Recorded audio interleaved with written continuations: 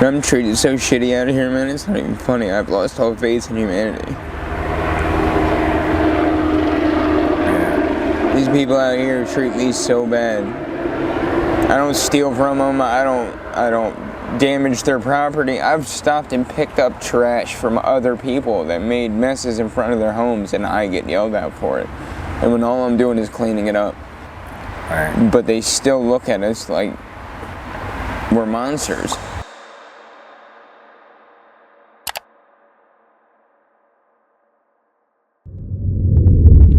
It's on you. Introduce yourself, your name, your age, where you're from originally, and how you got introduced to drugs, your story. My name's Skylar Lentz, 28. I'm from the Poconos. I think I was about 15 when I started getting high. I started off with, I was prescribed Xanax. I was prescribed Klonopin for social anxiety, and after that it just was a more of an exploratory thing. You know, I just wanted to, I had friends that were, you know, smoking weed at the time, and I liked the way the Xanax made me feel, so I started smoking pot up there, and then I went from pot. My best friend when I was 15 was 56, and I would go to her house and we started doing perks together, and then I started smoking crack with her by 16.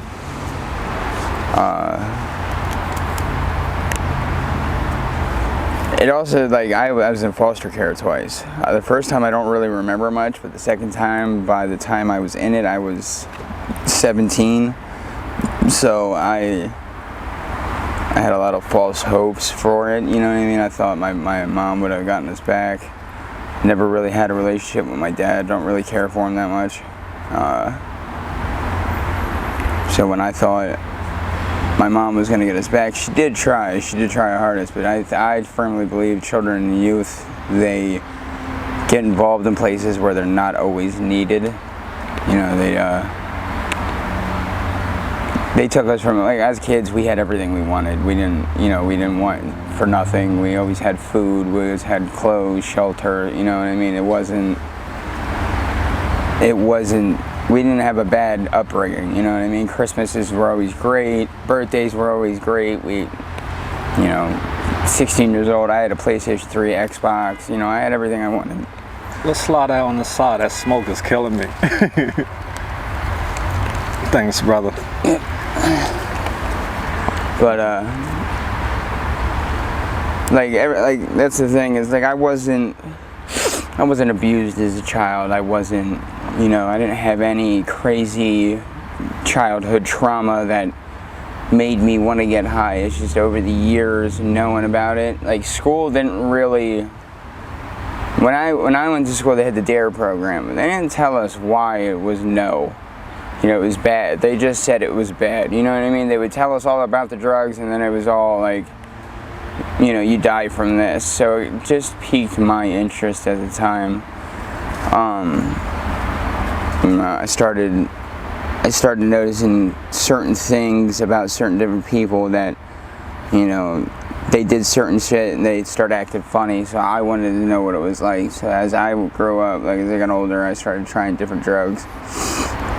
And by the time I was 16, I had started smoking rock, and then when I was 18, I shot heroin for the first time. I've never sniffed dope a day in my life.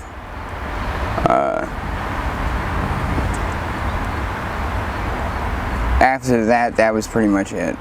It all went downhill from there. I was living in Lancaster County because I couldn't do children and youth no more. I couldn't deal with them, so I went to my dad's house out in Lancaster County. And I couldn't stand him, so I was only there until Children and Youth was done when I turned 18, and I moved out. But I had lived with my grandmother prior, and, well, my great-grandmother, and I, from smoking crack and doing pills, and, like, I would steal from her. I'd steal her car, and, you know, certain things with that. Like, before she died, she told the pastor she didn't know if she could see me because she didn't know if she could forgive me. When I went to see her in the hospice, My mom said she knew she was done. She was just waiting to see me before she passed. So I did get to see her, and we did, you know what I mean, before she passed away. She at least forgave me. But that's part of the reason why I stayed with drugs. A lot of pain.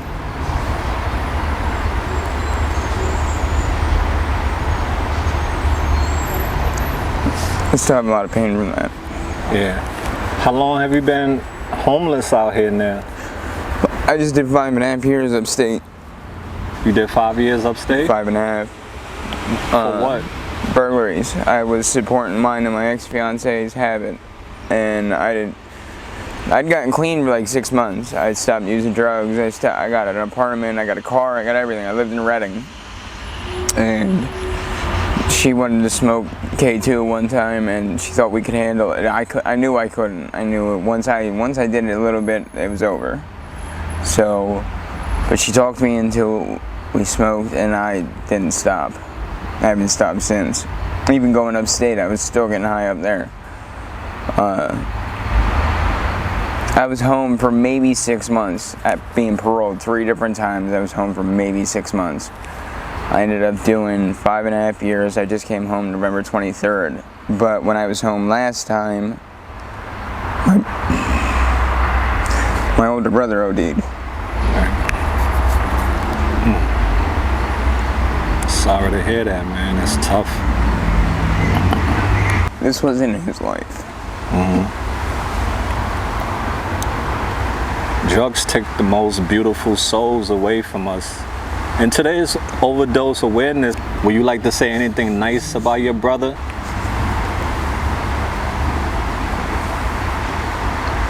I miss him.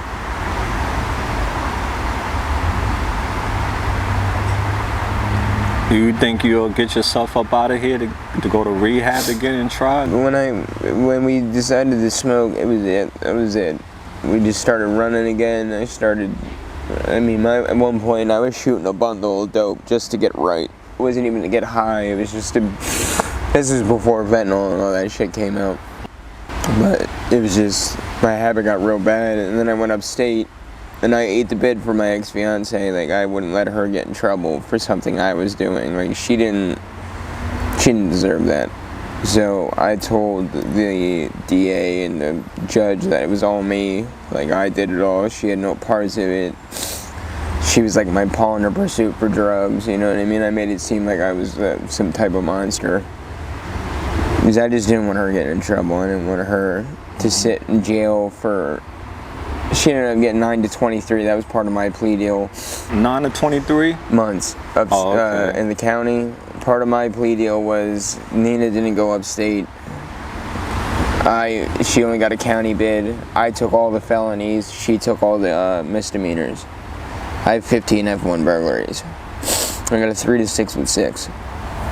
So I ended up maxing out the 6. Did 5.5. When I came home, I just came home in November 23rd. That's when I maxed out. And my brother, like he did meth, but like he didn't shoot up. He didn't do this. You know what I mean? I've done this for years, and he was only 30, like 30 or 31. He has a 10-year-old daughter he left behind. How about you? Do you have children? No, none that I know of, anyways. But,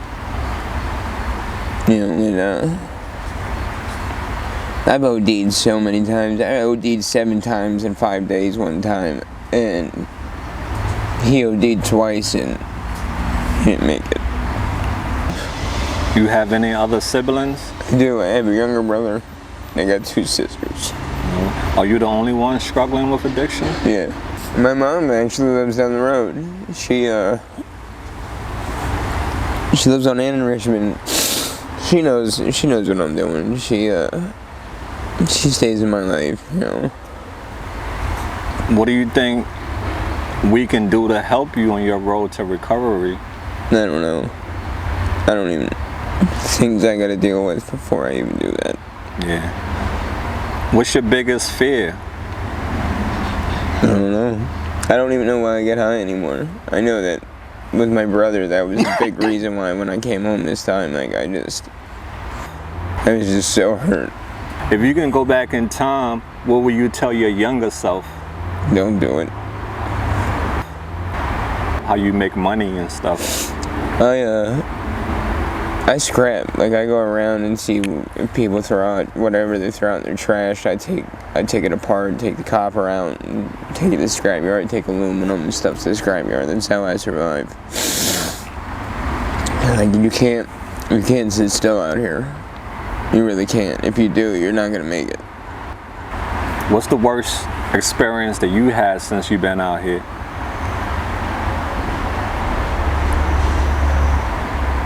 I mean, man, I lived on K&A for like 3 months. Like right on the corner. I've seen people OD. I've literally had to give people CPR with meth hits to bring them back. Because they were done. Some of them weren't gonna make it. So you saved lives. That's what's up, brother. Yeah, I've seen people get robbed. I see people sitting down there in maggots. Their wounds are so fucking horrible. Yeah. Like one dude, his legs are nothing but holes. Like you can see bone and tendon, and his bone is black from how fucking dirty it is. And I said to him, I sat down next to him one day. I was gonna smoke crack. This is when I still smoked rock. And I was like, bro, you need to go to the hospital. And he looked at me, he's like, I don't want to be dope sick. I said, bro, you are fucked up enough. They're going to give you the good shit, bro. Like, you can barely, like, you can't even walk. I just 302'd my one buddy. We had 4 people agree on it. And his infection was so bad, it broke his arm because his bone turned to sponge. Damn. So we had him 302'd. We called an ambulance. We all said that he was trying to commit suicide, and they took him to the hospital. And I feel bad because, you know, I mean, he's in the hospital now, but like he needed it. He couldn't even walk. He was literally sitting in a pile of bugs, just festering away. Damn. His bone, he lost. I guarantee you, he lost his arms. Guarantee it. But he was sitting there and you could smell him like a block away. You just knew who it was. That's how bad he was from shooting the train. Yeah. Everybody I know has these horrible holes and like rotting. You don't have any? No, thank God I don't have any. Do you shoot? Yeah. I guess it affects everybody differently. Yeah, it doesn't. I haven't gotten any of them, thank God. I know people who sniff it or smoke it and they still get holes. And like, I have another friend who smokes it and like the scabs literally just, they don't even like, you know, you pick a scab, like kind of like, it just slides off. Damn. That's just the infection, just. Yeah, I've seen some bad ones. Yeah, it's horrible. It's necrotizing fasciosis or something like that. It literally is eating the soft tissue of the body. And it's because the FDA doesn't regulate animal tranquilizer. Like it's not for human consumption. Facts. So it doesn't go through the same process as, you know, a pill for us would. Right. You know what I mean? I know dudes that are pulling parasites out of their arms and their legs, and where they shoot up, they're pulling these long ass bugs out of their arm because it's for horses, it's for animals. They don't do, you know what I mean? They don't screen it the same way penicillin was screened for us, you know? And like that's the thing that blows my mind is how most of us can still do this. Yeah, I've seen. It blows my mind too to see that. You know, I've seen people that like, I've known doctors, nurses, probation officers that got high and like ruined their whole lives to a drug. I've seen police officers in Reading. They're allowed to get high out there. Yeah. Yeah, so they don't get their brains blown out. Because if like the way they do it out there is if if I sell you drugs and be like, yo, get high in front of me, and you say no, they were killing undercover officers, blowing their brains out right in their car and driving off. So the police officers can make that decision to get high. I had a cop tell me this. You know, it's so they didn't die. You know, Damn. they're ruining their lives due to try and curb the drugs. I had a cop out here tell me that I OD'd out in Kensington one time, and I woke up and I looked at the cop. It was actually a bunch of other users that saved me. And I woke up and I looked at the cop. I was like, what did you do? He said, nothing. We're told to let you guys die. It's one less criminal, one less junkie we have to worry about. Damn, that's what he said. Yeah. They don't care. I've had cops tell me they can't stand being out there, seeing all us junkies run around getting high, and they can't stand, you know what I mean? Like, I've never been treated so horribly by people who are supposedly Christian and religious and sober. I've been treated worse. How about the hospital? How are you treated at the hospital? The hospital, it depends on where you go. Like Episcopal, they don't give a fuck. Temple, I had caught MRSA. It's like 3 years ago. I had MRSA, endocarditis, and cellulitis all at once. And they did their best to help me. They said within the first week it was touch and go. Like, they didn't know my body wasn't responding to the antibiotics as well as they would have liked. But I eventually did pull through. I had pockets of MRSA in both ankles, both knees, my right hand, my left elbow, my spine, my kidneys, my liver, and my lungs. And there was an abscess on my heart from the MRSA. You're blessed to be alive, bro. It was, it took me 3 days, and I was like, I couldn't move. I got to the bathroom, I had to pee. I sat down because I couldn't stand. Like, I was in so much pain, I just couldn't stand. I fell off the toilet, pulled my pants up, and crawled to the living room floor and was beating on the floor, screaming for my mom to get to call an ambulance. So I was in so much pain, I just couldn't do it. Yeah. I went to the hospital. They put me in a segregated room because I had MRSA and I had COVID 6 months prior. It was horrible. I was in the hospital for 9 weeks. They had to put a PICC line into my heart to give me doxycycline to kill the MRSA and the fungus that was growing on my heart. And that was from the dope. That was all from the dope. Yeah. What all have you lost due to your addiction? Everything. Friends, family. I have my mom. That's really all I have anymore. I don't talk to my sisters. My youngest sister won't talk to me anymore. I haven't talked to Kaylee in like 13 years. Jaslyn, she has 4 kids. She's married, car, house, dog, you know what I mean, the American dream. And it's shitty because she struggles more doing the right thing than I do running around getting high all day. You know what I mean? I don't steal anymore. I try and do the right things. I don't want to go back to jail. It's one of my biggest fears is dying in prison. Or my mom dying while I'm in prison. Understood. What would you like the world to know about you? I don't know. You're not sure? If you had to pick to fly or be invisible, which one would you pick? Probably be invisible. Why? That way these assholes out here couldn't see me. Understood. What message would you like to send to your friends or your family if they see this video? I'm sorry. Anything else? What are your short-term goals now? Eventually stop doing this. Start tattooing again. Oh yeah, you nice with the tattooing? I've been tattooing for like 8 years. I did it upstate. I did it out here. They cut my backpack off me on the L. Stole all my tattoo equipment. They stole my phone, my social security card, my great grandmother's ashes. Yeah. Sucks. If you had 3 wishes, what would your 3 wishes be? That my mom her life would be better the way she wants it. My sisters would be okay. And they'd have my brother back. Yes.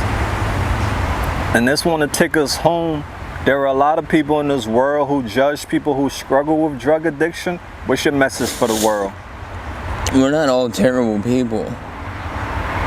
Like, I'll help anybody that needs help, whether you get high or not. But I'm treated so shitty out of here, man. It's not even funny. I've lost all faith in humanity.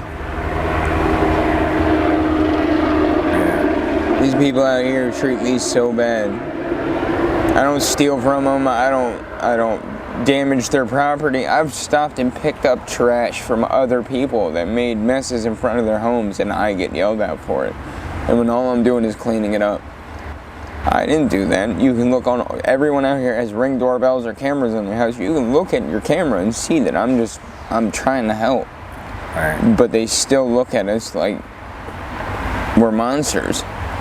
If people want to reach out to you, how do they go about doing that? I don't know. I don't have a phone anymore. Email, anything? No, it'd be Facebook if anything. Oh yeah, you're on Facebook? All right, I'll get your Facebook information when the video is done. Okay.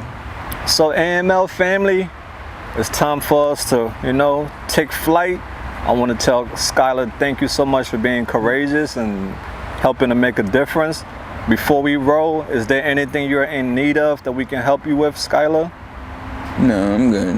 Well, we'll keep you in our prayers. And so guys, remember, don't be bitter, be better. Until next time, we out there. Peace out.